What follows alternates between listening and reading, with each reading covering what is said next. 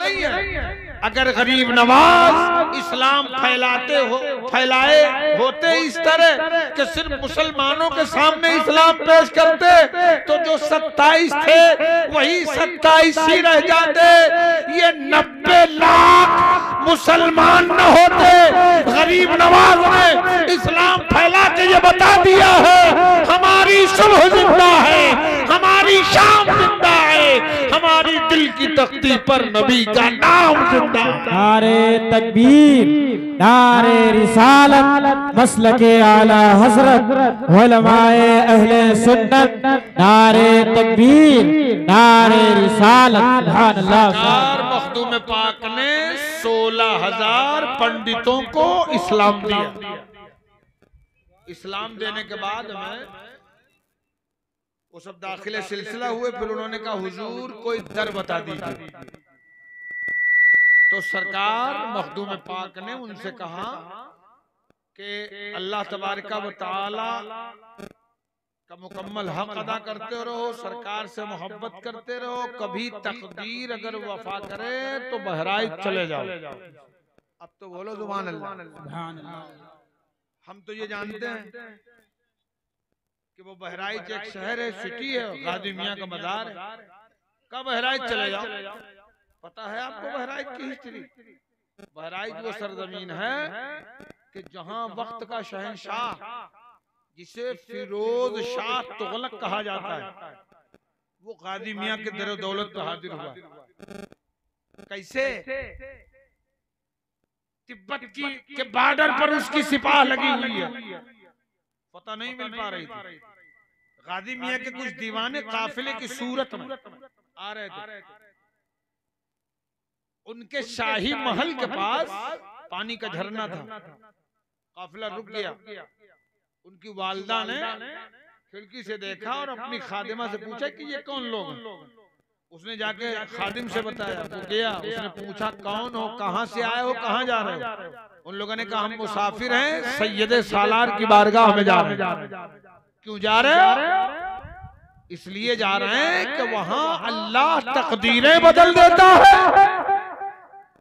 अब उसने आके बताया तो फिरोज शाह तुगलक की माँ ने वहीं से हाथ किया, कहा है सैयदे सालार, तुम्हें तुम्हारे बाप शेरे खुदा का वास्ता, मेरा बेटा तिब्बत की सरहद पर फंसा हुआ है, मेरे बेटे को फतह दे दो, तुम फातह आजम के बेटे हो, अगर मेरा बेटा कामयाब हो गया तो लाओ लश्कर के साथ आपका भिखारी बन के आपके दरबार में जारू कशी करेगा। सुभान अल्लाह, सुभान अल्लाह। सरकार गाजी पाक के करम से उन्हें फतह मिली। जब वो घर आए तो उन्होंने अपनी अम्मा से कहा, माँ तेरे बेटे को फतह मिल गई। कहा बेटा इससे नहीं मिली है, फातह हिंदुस्तान का करम हुआ है, सैयदे सालार का करम हुआ। बेटा जाओ, माँ के हुक्म पर बहराइच शरीफ आए।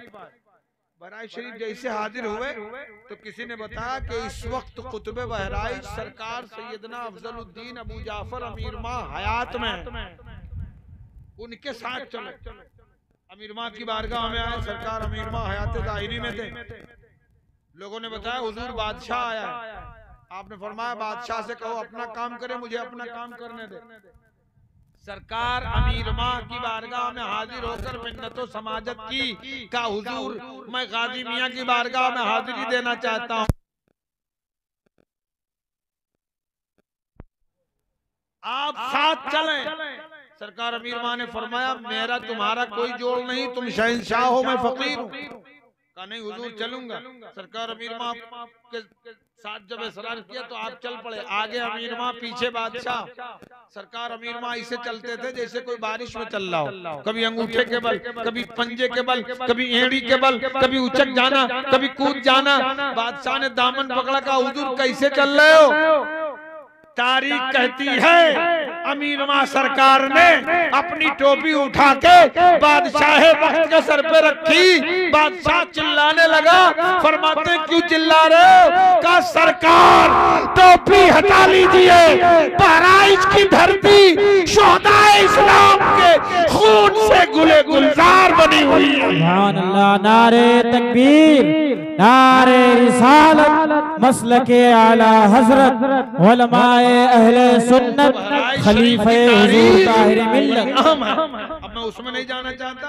मखदूम पाक ने अपने मुरीदों से फरमाया, 16,000 पंडितों को जिनको आपने इस्लाम दिया उनसे फरमाया, अल्लाह उसके रसूल का हक अदा करते रहो और तकदीर कभी वफा करे तो बहराइच जाओ। अच्छा, जब बहराइच जाओ तो कम से कम 40 मिनट तक गाजी मियाँ के इहाते नूर में हाजिर रहो। ये मखदूम पाक से पहले किसी ने इस राज को फाश नहीं किया था और न उनके बाद किसी ने बताया।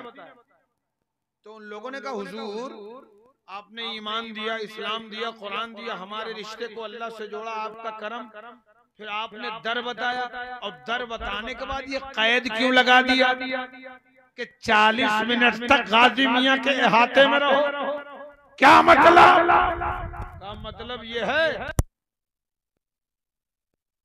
30 घंटा ये देखा है, ये जांचा है, ये परखा है कि हर 40 मिनट के अंदर जनाबे खिज़र आते हैं, कभी बच्चे की सूरत में, कभी बूढ़े की सूरत में, कभी जवान की सूरत में। अब जनाबे खिज़र की नजर जिस पे पड़ जाए सैयदे सालार का करम हो जाएगा, उसका बेड़ा पार हो जाएगा। तो मेरे भाई, बहराइच शरीफ सैयदे सालार के दरबार पुरनवार की अहमियत अगर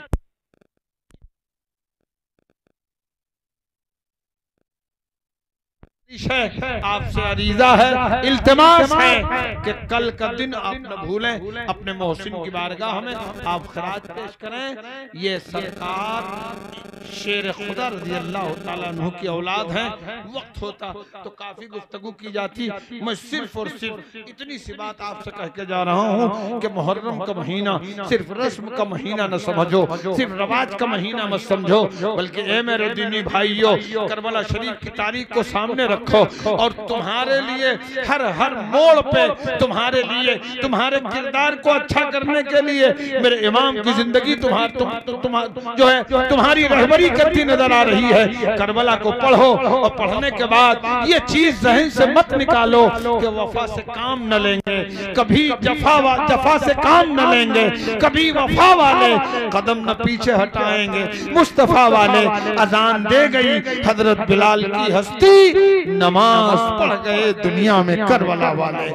मेरे भाइयों, मुहर्रम शरीफ के महीने को हम ये जानते हैं कि सिर्फ खुराफात का महीना है, ना खुराफात का महीना नहीं।